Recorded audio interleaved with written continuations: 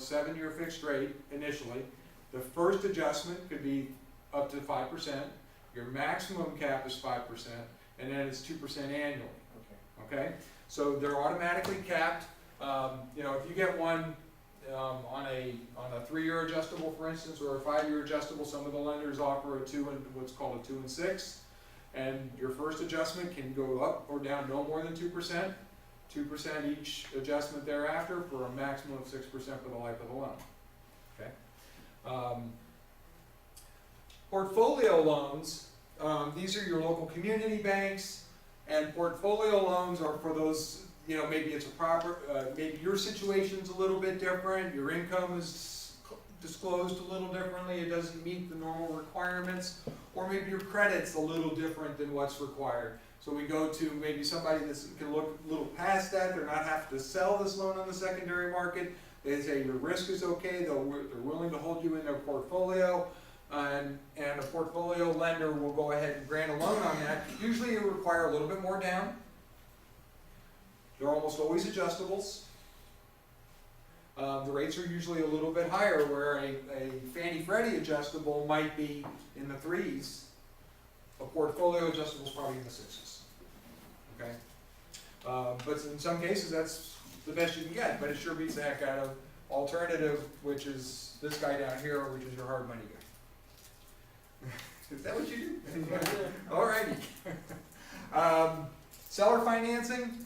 I haven't seen too many of this going on lately, but there is an option for seller financing. A lot of times seller financing takes the form of a second mortgage, so you can put a little bit less down.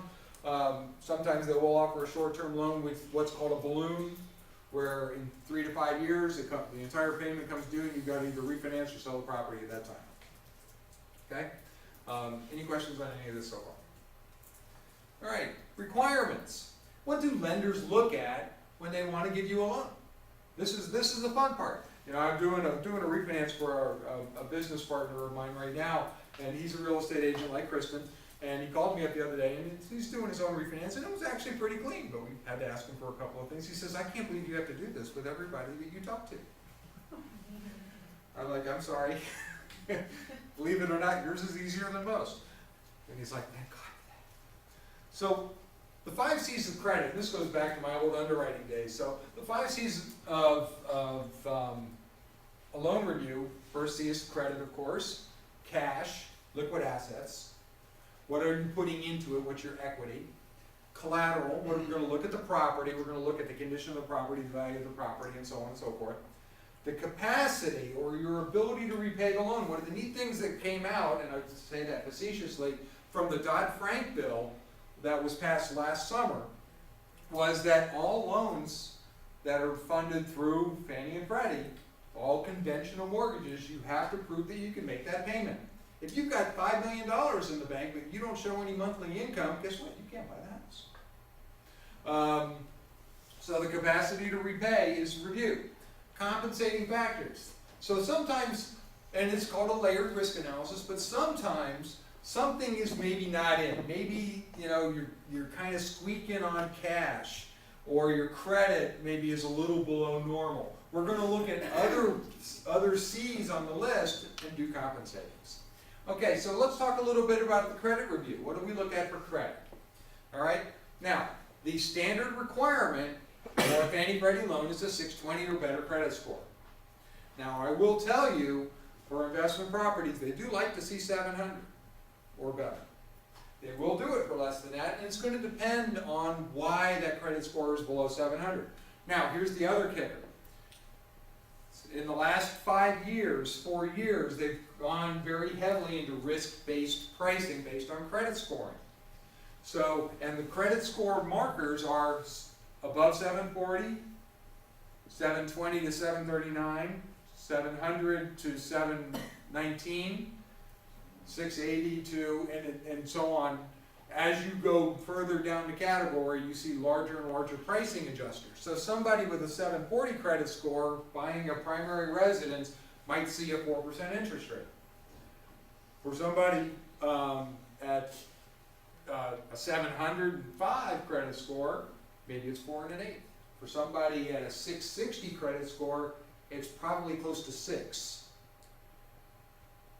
Yes, So sir? if you have a high credit score and you, have capital gains income only. Capital gains income, if it's continuing, is usable, as long as you can demonstrate you have the asset and will continue to have the asset that produces the gains.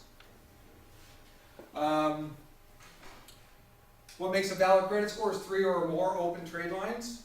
You know, it's funny when there's a lot of what I do is credit counseling, and I'll see people that overall have decent credit or had a problem in the past and they've got so spooked that they don't open new credit or they close everything out.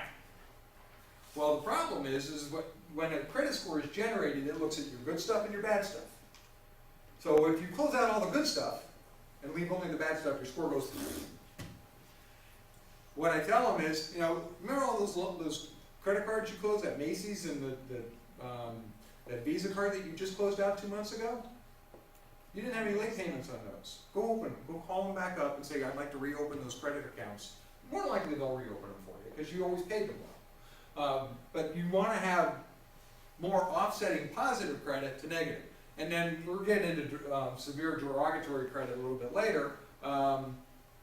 But that helps you in that reestablishment of credit. If you've had a bankruptcy or a foreclosure or something else in the past, the more you've reestablished your credit, the better your chances of getting a loan going forward. What they're going to look at for red flags is maxed out credit cards, you know, somebody that's living way beyond their means. Home equity lines, believe it or not, count that. You know, people took out, a lot of times what was popular was people would take out a first and second mortgage to buy a house. Back when banks would lend up to 100%, they would do a 20% second mortgage and an 80% first mortgage to avoid mortgage insurance. They never paid down that second mortgage. It's a revolving credit line. And when you're close to the limit on a revolving credit line, it kicks your score down. Ideally, what you want to do is keep your credit score, to keep your credit score as high as possible, is keep your credit revolving lines at 50% or lower of their limits. Actually, they usually only start lowering your limit if your credit score drops. Talk a little bit about cash, and we can talk for hours on credit. But for cash is a huge compensating factor. It is key to a transaction. The more cash you show, the better your chances when you've got maybe have other issues like credit. What you're going to be required to show is down payment, closing costs, and reserves.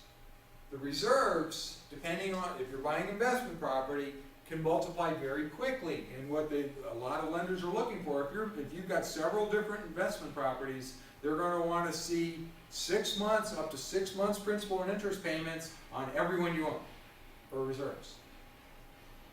Okay? And how many can I own? You can have, You don't know anything. it depends, and one of the reasons I left Wells, because Wells would limit you to 4. But I've got a couple of lenders that'll go to 10.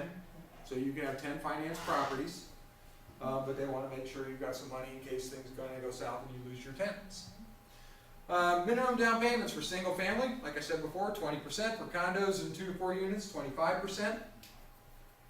Closing costs and prepaids allow 2 to 5% for costs. And the reason it's such a sliding scale is if you're buying a $50,000 unit, there's a lot of fixed costs to the loan.